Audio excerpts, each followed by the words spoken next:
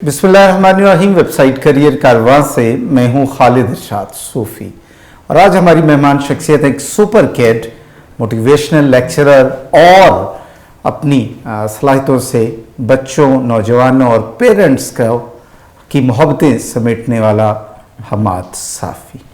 जी हमाद, बहुत शुक्रिया, आपसे दोबारा मुलाकात हो रही है, मौका हुआ आपसे बात करने का। हमाद, सबसे पहले तो आई मस्ट अप्रिशिएट यू कि आपने इतनी छोटी एज में मोटिवेशन स्पीकर के तौर पे बहुत थोड़ी बात है, आपने तो उससे भी अपना एक्सपेंड किया है। आपकी जो खिदमात हैं पाकिस्तानियत को उजागर कर रहे हैं नौजवानों में। सुपर किड्स प्रोग्राम जो आपके इंस्टीट्यूशंस का है उसमें बच्चों को इकबाल के शाहीन बनाने का अमल जारी है और इसके अलावा जो बच्चे हैं उनको समत देने में भी आपका बहुत सारा कंट्रीब्यूट है। आज की गुफ्तगू हमारी इन तीन दायरों में, इस तीन जो पिलर्स हैं आपकी शख्सियत के, इसके गिर्द रहेगी।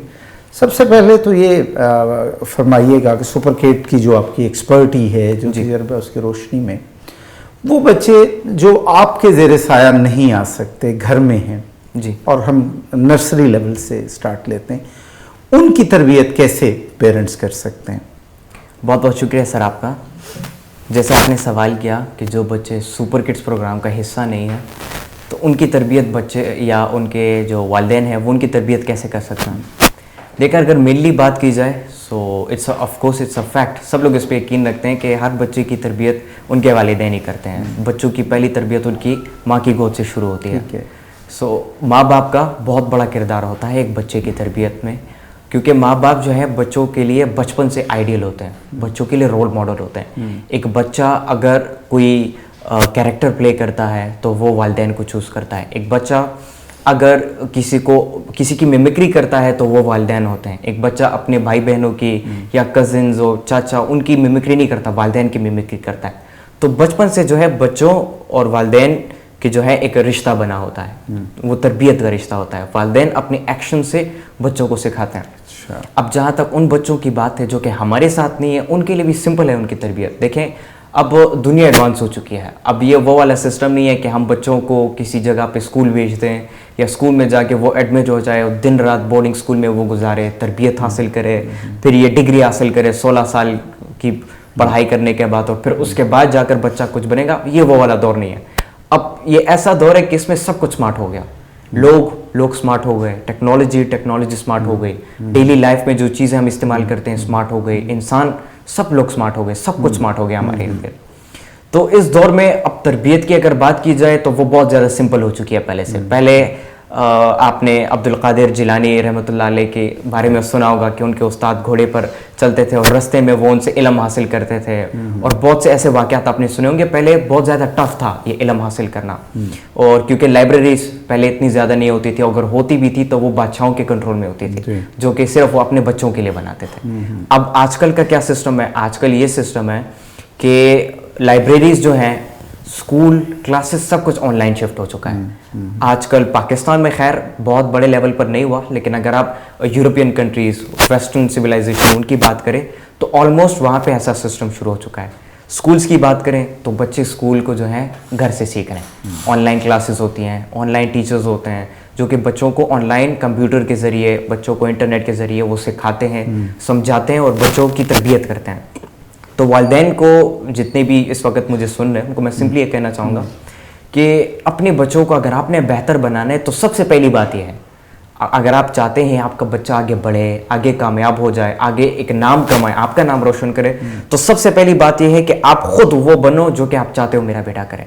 आप चाहते हो आपका बच्चा नमाज कायम करे, आप खुद नमाज कायम करो उसके सामने। जब आप नमाज कायम करोगे तो बच्चा आपको देखेगा, आपसे सीखता है, आपको ऑब्जर्व करता है। एक दफ़ा किया, दूसरी दफ़ा किया, तीसरी दफ़ा, ये मुतवातिर जब तक करता है तो बच्चा खुद आपके साथ सीखता जाता है। अगर आप चाहते हैं कि आपका बच्चा झूठ ना बोले, अपने बच्चे के सामने झूठ ना बोले, अपने बच्चे के सामने सच बोले। अपने बच्चे के सामने अगर आप चाहते हैं कि वो रहम दिल बने तो बच्चों के सामने रहम दिल बने। अगर आप चाहते हैं बच्चा इल्म वाला, आपके बच्चा इल्म हासिल करना चाहे, मतलब इल्म हासिल करे, कार्टून्स और इन चीज़ों से निकले, तो आप अपने बच्चों के सामने, क्योंकि आजकल ऐसा है कि वालिदैन जितने भी है ये स्मार्ट होने की वजह से वो बिजी भी ज़्यादा हो गए। اگر امی کی بات کی جائے تو یا وہ گھر میں باقی بچوں کو بھی سنبھالتی ہیں, گھر کو بھی سنبھالتی ہے.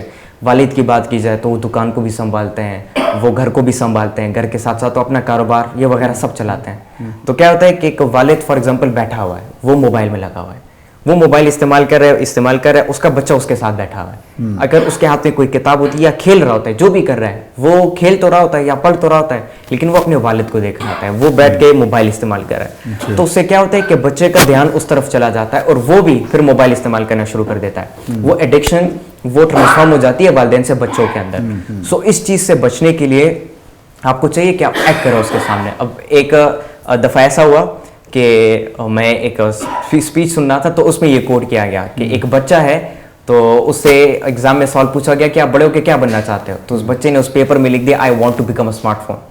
تو وہ ٹیچر حیران ہو گئے, اس نے بچے کو بلایا آپ نے یہ کیوں لکھا ہے I want to become a smart phone.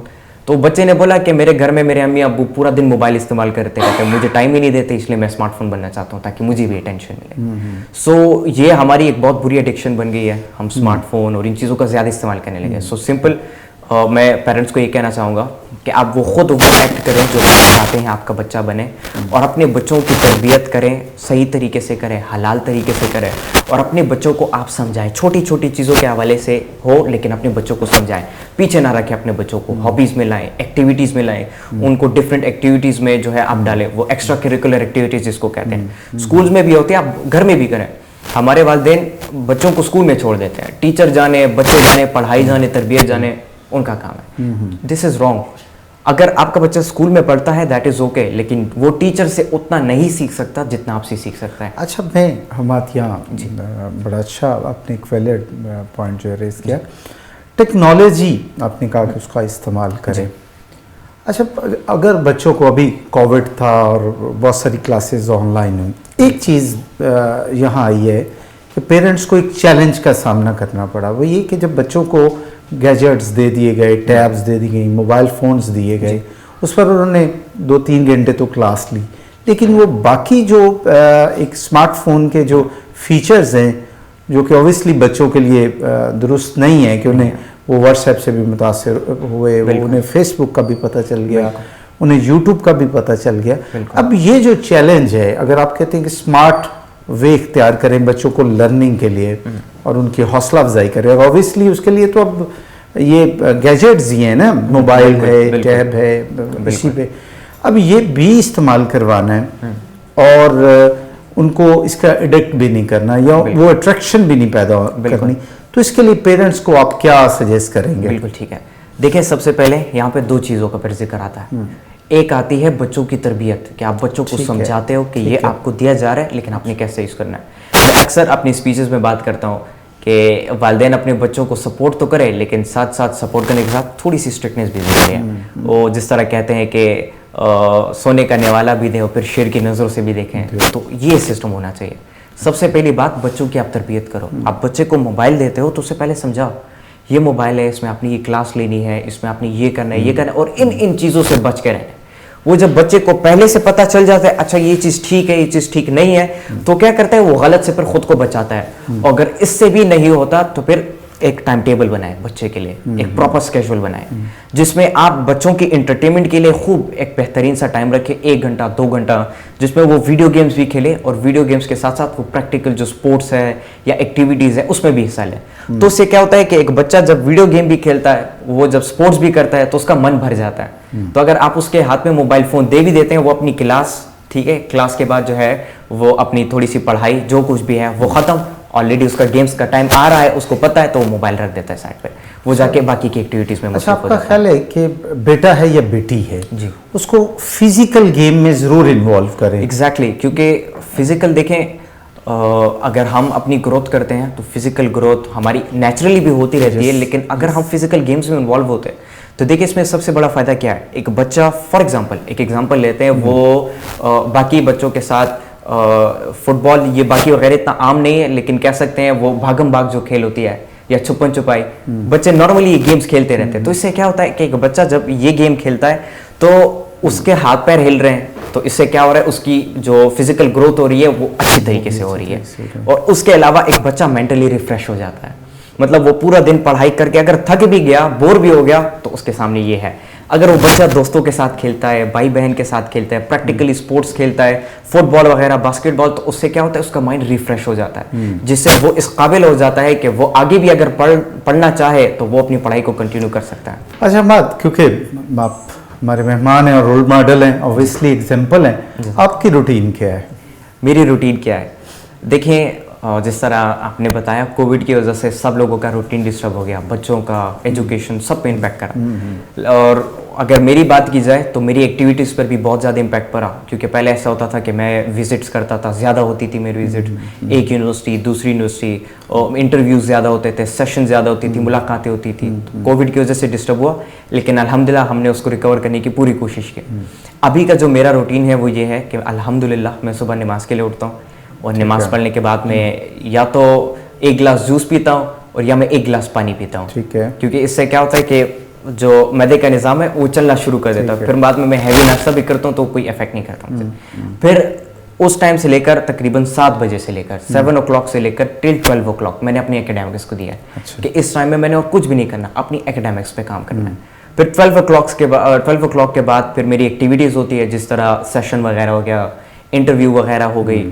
اس کے علاوہ جو ہے باقی کی جتنی بھی ایکٹیویٹیز ہے اس کو میں 12 o'clock آفٹر کرتا ہوں. اوکے. اور اس کے بعد آفٹرنون میں کھیلتا بھی ہوں. پورے دن کی روٹین ہم نے آپ سے پوچھی تھی. ٹھیک ہے.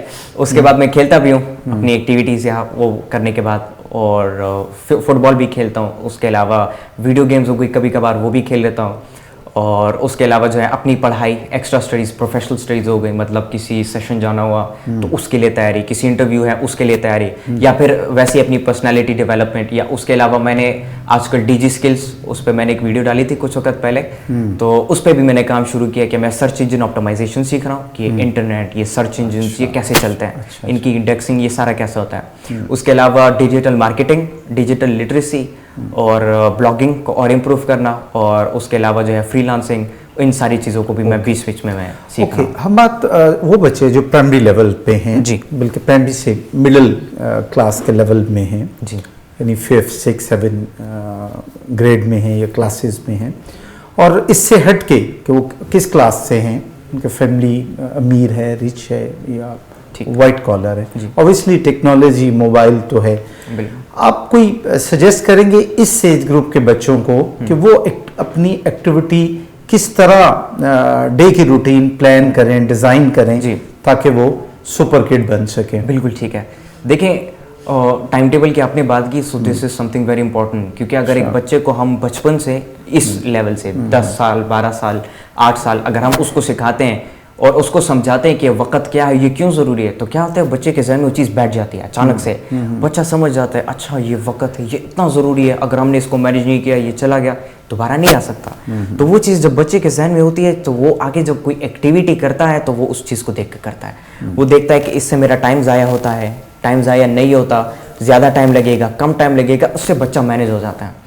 اور ٹائم ٹیبل کی جہاں تک بات ہے تو یہ پیرنٹس کا کام ہے کہ وہ اپنے بچوں کے لیے جو پورا ڈے ہے اس کو اس طریقے سے ڈیوائڈ کرے کہ بچہ پڑھے بھی, بچہ سیکھے بھی, بچہ انجوائے بھی کرے, انٹرٹینمنٹ بھی کرے, فیملی کے ساتھ بھی وقت گزارے, کزنس کے ساتھ بھی کھیلے, اور باقی کی جتنی ایکٹیویٹیز ہیں وہ بھی ہو جائیں. ایسا ٹائم ٹیبل اگر والدین اپنے بچوں کے لیے ڈیزائن کر سکتے ہیں سو میں سمجھتا ہوں اٹ وڈ بی بیسٹ. اور اس کے علاوہ یہ ایک کام ہو سکتا ہے کہ والدین بچوں کے لیے ایسی ایکٹیویٹیز رکھیں, ایسی مختلف ایکٹیویٹیز رکھے کہ جس سے وہ بچہ کھیلتا ہے تو وہ کھیلتے کھیلتے سیکھتا ہے, وہ کھیلے بھی, وہ سیکھے بھی, وہ سمجھے بھی, انٹرٹین بھی ہو. اگر ایسی ایکٹیویٹیز والدین اپنے بچوں کے لیے رکھیں تو کیا ہوتا ہے ایک بچہ مذاق میں کھیل بھی رہا ہے, وہ کھیلتے ساتھ ساتھ سیکھ بھی رہا ہے, تو کیا ہوتی ہے بچہ جو ہے وہ بور نہیں ہوتا, بچہ تنگ نہیں ہوتا, اس کی نرشمنٹ بہتر طریقے سے ہونی شروع ہو جاتی ہے. ہم آپ سے آخری سوال کہ آپ پاکستانیت کو بہت اجاگر کرتے ہیں اپنی سپیچز میں, آپ کو یہ فیڈ بیک, آپ کے دل میں یہ جوت کس نے جگائی, یہ لگن کس نے دی, اور پیرنٹس اپنے بچوں کو کس طرح اس سے روشناس کرا سکتے ہیں؟ بالکل ٹھیک ہے. دیکھیں, سب سے پہلی بات, میں اپنے اس پہ بہت دفعہ بات کر چکا ہوں کہ میرے ٹیچرز ہیں, انہوں نے میری مدد کی. اور ظاہری بات ہے کہ آپ کے ساتھ کوئی رہنما نہیں ہوتا تو انسان خود کچھ نہیں کر سکتا. رہنما کی ہمیشہ ایک انسان کو ضرورت ہوتی ہے, اور رہنما ہی ایک انسان کی کامیابی کا راز ہوتا ہے. تو میرے رہنما ہیں, میرے ٹیچرز ہر جگہ پر مجھے سمجھاتے ہیں, مجھے سکھاتے ہیں کہ میں نے کیا کرنا ہے, کیا نہیں کرنا, غلط سے کیسے بچ کے رہنا ہے, اور صحیح راستے کی طرف کیسے جاتے رہنا ہے. اور اس کے علاوہ سب کو پتہ ہے علامہ اقبال از مائی انسپریشن, اور ان کو بھی میں فالو کرتا ہوں. ان کے کلام کو سمجھنے کی کوشش کرتا ہوں, پڑھنے کی کوشش کرتا ہوں. اور جہاں تک والدین کی بات ہے تو میں اینڈ میں والدین کو یہ کہنا چاہوں گا کہ ابھی آج میرا ایک پروگرام تھا جو کہ کل پری ریکارڈڈ تھا, لیکن وہ آج وہ ہوگا بزم اردو کے پلیٹ فارم سے. وہ دبئی میں پروگرام تھا, تو انہوں نے ایک کانٹیسٹ ارینج کیا جس میں پوری دنیا سے بچے علامہ اقبال پہ وہ بات کریں گے والا, اس میں ایک کمپٹیشن انہوں نے ارینج کیا. تو اس میں بھی میں نے یہ بات کی, اگر والدین بچوں کے لیے ایسا سسٹم بنائیں کہ وہ بچوں کو ان کانٹیسٹ میں ڈالے, تو اس سے کیا ہوتا ہے بچے کی نرشمنٹ تھوڑی بہتر ہو جاتی ہے اور اس کو ویلیو اپنے پیدا ہو جاتی ہے. اور جہاں تک پاکستانیت کی بات ہے اور ان چیزوں کی بات ہے تو اس کے لیے میں والدین کو کہنا چاہوں گا کہ علامہ اقبال بہت زیادہ ضروری ہے, اپنے بچوں کو سمجھائیں. اتنا نہیں کہ بچوں کو آپ پورا فلسفہ سمجھائیں, بچے ہیں تھوڑی تھوڑی سی چیزیں, جیسے شاہین کی بات کرتا ہے علامہ اقبال رحمۃ اللہ علیہ, جیسے خودی کو کر بلند اتنا, یہ ایک بہت زیادہ عام شعر ہے, سب کو پتہ ہے. تو اگر والدین تھوڑا سا, زیادہ نہیں تھوڑا سا اگر بچوں کو سکھاتے رہیں کہ شاہین کون ہے, گرگس کون ہے, آپ نے شاہین بننا ہے, حلال اور حرام میں فرق کیا ہے, تھوڑا سا علامہ اقبال کو ٹچ کرے بچوں کے ساتھ, تو کیا ہوتا ہے کہ جب آپ علامہ اقبال کو پڑھتے ہو تو بچے کے اندر وہ اسپرچویلٹی, وہ روحانیت اور ملک سے محبت خود ہی پیدا ہو جاتی ہے, اپنے وطن سے محبت خود ہی پیدا ہو جاتی ہے, اور اس کو یہ احساس پیدا ہو جاتا ہے کہ میں نے اپنے لیے کام نہیں کرنا, بلکہ میں نے جو کچھ بھی کرنا ہے میں نے لوگوں کی خدمت کرنی ہے, میں نے لوگوں کا بھلا کرنا ہے. بہت شکریہ عماد صافی. اور عماد صافی سے آج جو گفتگو کی یقیناً اس سے پیرنٹس نے خاص طور پہ سمجھا ہوگا. مختصر سمرائز کر رہا ہوں کہ سب سے پہلے پیرنٹس جو ہیں وہ رول ماڈل بنے, اور پیرنٹس اگر اپنے بچوں کو اعلیٰ سوچ اور اعلیٰ کردار کا مالک بنانا چاہتے ہیں تو فکر اقبال سے انہیں روشناس کریں. مجھے دیجیے اجازت, بہت جلد نئے مہمان نئے پروگرام کے ساتھ پھر حاضر ہوں گا. اللہ حافظ.